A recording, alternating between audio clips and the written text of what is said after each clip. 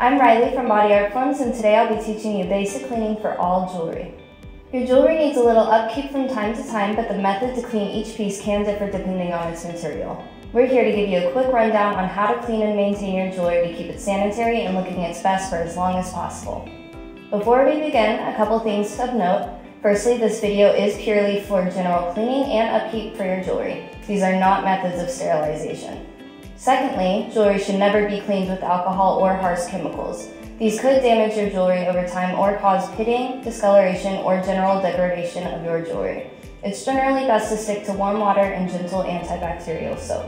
Even some mouthwashes have a bit of alcohol in them, so make sure to use a no alcohol wash if you have a tongue piercing or any inner mouth jewelry.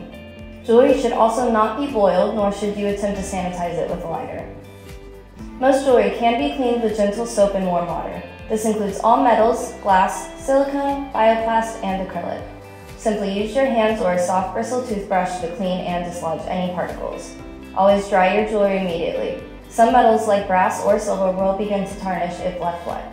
If your jewelry is tarnished, you can polish it a couple of different ways depending on the metal. Silver can be buffed with a polishing cloth, while brass can be polished with a baking soda paste and gentle scrubbing with a soft bristle toothbrush. Be careful if your jewelry has any kind of gem or cabochon setting and avoid getting water under them. Trapped water can discolor gems or even cause bacterial growth, so you may want to avoid soaking any jewelry with such settings. Also be careful when cleaning your glass jewelry. Wet glass is slippery glass, so be careful not to drop it. If your glass jewelry has a printed gold leaf design on the front, avoid excess rubbing as it could start to remove the design over time. Pat dry if it gets wet, or avoid getting it wet at all and focus your cleaning on the wearable instead. Cleaning organics is a little different as they are porous materials and you don't want to soak them. Instead, for your stone, wood, horn, or bone jewelry, gently clean them with a damp cloth to remove any debris or dirty spots, then dry immediately. For wood, horn, and bone, apply a bit of jojoba oil or beeswax after cleaning to keep the jewelry looking rich and shiny and to prevent it from drying out. If you have one, ultrasonic cleaners can also be used for most jewelry, with the exception of organics and softer gemstones.